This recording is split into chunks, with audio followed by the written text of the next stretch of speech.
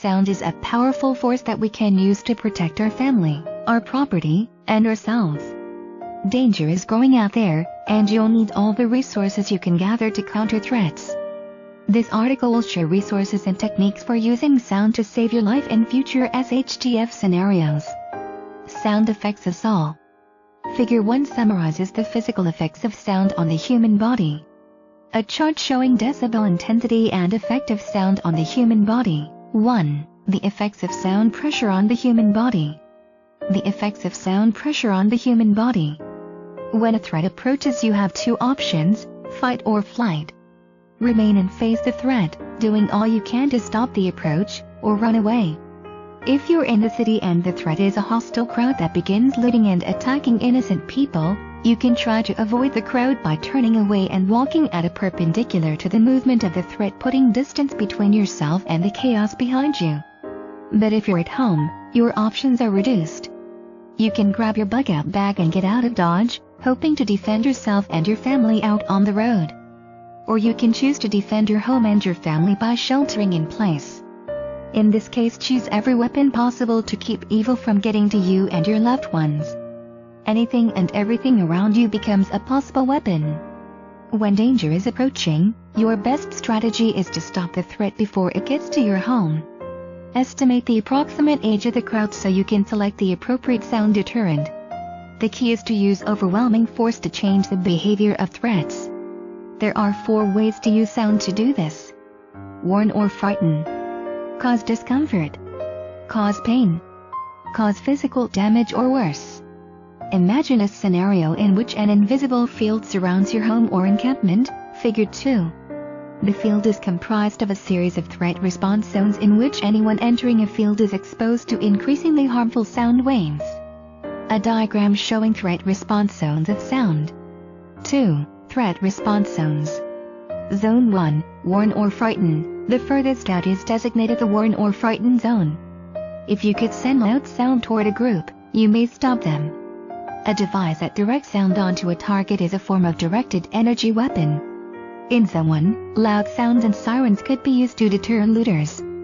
For example, you could produce sound with an air blast horn, a loud truck horn, or an amplifier with speakers that can withstand very high-intensity sound without blowing out the speaker paper. Multiple speakers mounted high above the crowd could put out unnerving sound. And you could mount speakers low inside your fence that create snarling dog sounds. Out at the perimeter, multiple senses could be targeted, for example sound and a strobe light. The idea is to turn threats away with loud, obnoxious noise and light that stops intended movement. The noise of a crowd can be 120 decibels, so you need volume above this to be heard. A car horn at 110 decibels may not be loud enough to be heard by the crowd. A 125 decibels ambulance siren would be, so would a truck air horn at 130 decibels or a shotgun blast. A tornado siren can be 135 to 165 decibels at 100 feet. You can also produce sounds that frighten a hostile group. The sound of a mean, snarling dog on the other side of your fence can instill fear and cause people to pause and consider moving on to an easier prey. Fear is the intended reaction. Here are some options. Growling snarling dog, several dogs growling, large dog barking, scream of an angry fox, rattlesnake sound, snapping rat traps, buzz of a beehive, fracking a weapon, cocking a gun, shotgun being fired. These sounds produce mental images that can immediately create fear and prompt action to avoid. The fear response is a powerful deterrent because our brains have evolved to be afraid of these sounds. And this reaction is universal. Hearing never turns off even if we shut our eyes. Just hearing certain sounds can be terrifying to an approaching crowd and convert hostile people into whimpering, scared little children. If it's dark, eerie unnatural sounds may frighten the crowd to back off and leave. Consider sounds like ghostly movement, doors creaking open, an ear-piercing scream, or a screeching monster. Here are 2 links to free sound sources. Zone 2, discomfort, Shutterstock 278,179,844. If the actions in the first zone don't work and looters enter the discomfort zone, apply low-frequency sound energy with the intent to make people ill, irritated, or very uncomfortable. make it increasingly punishing for those who continue toward you. If the threat is from young, unruly gangs, use high-frequency, 20,000 Hz, sound to drive them away. If the threat is from older leaders, use low-frequency, under 20 Hz, sound to make them nauseous, and cause disorientation, anxiety, and fear. As the frequency is increased to about 18 Hz, their eyeballs begin to resonate and vision gets blurred. Leaders could also feel nauseous, and have difficulty swallowing. Many will get frightened and lose concentration. Some will have panic attacks. By focusing the sound through a megaphone-shaped device away from you and toward a hostile group, you can increase the sound pressure so it's physically damaging. On the LRAD site is a video showing demonstrators attempting to approach a police line only to have the sound generated by the LRAD get so loud they held their ears and retreated. Their actions follow the inverse square rule. Only by getting far away from the source could they tolerate the noise. None of them reached the police line. Zone 3, Pain or Injury. In this threat response zone, sound energy is used to punish or damage a hostile threat. Physical pain becomes intense when sound pressure reaches 140 decibels, fireworks, a gunshot, boom cars, and the 130 to 150 decibels sounds of truck and train air horns. By blasting out sound at these decibel levels, you cause pain in the people approaching.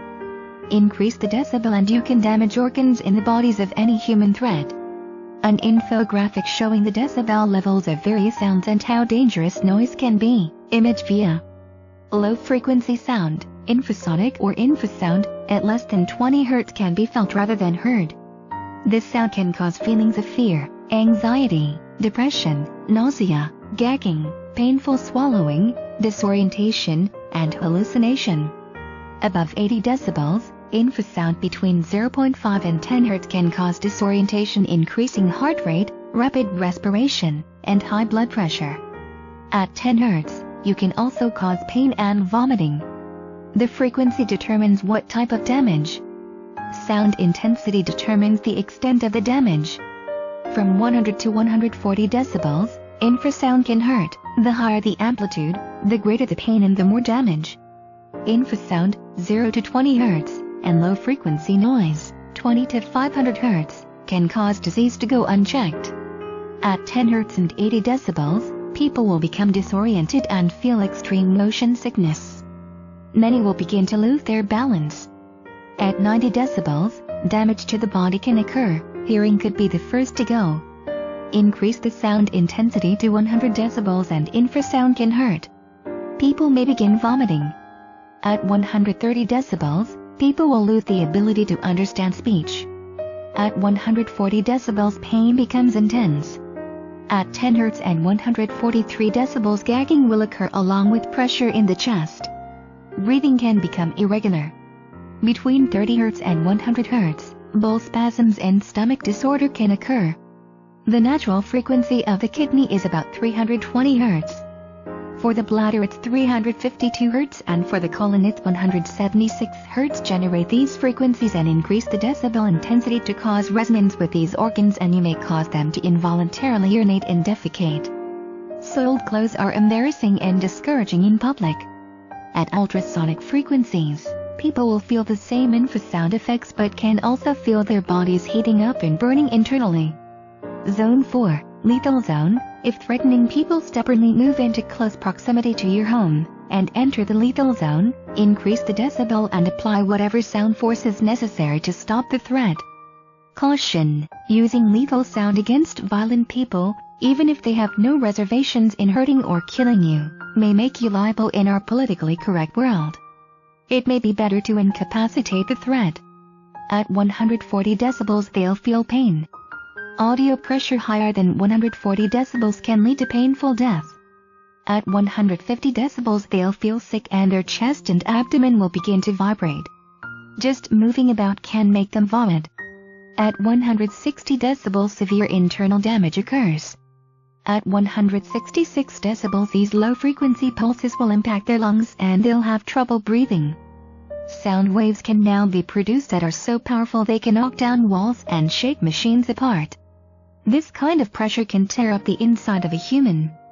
When the sound intensity reaches 177 decibels, the body begins vibrating and they'll experience abnormal respiration.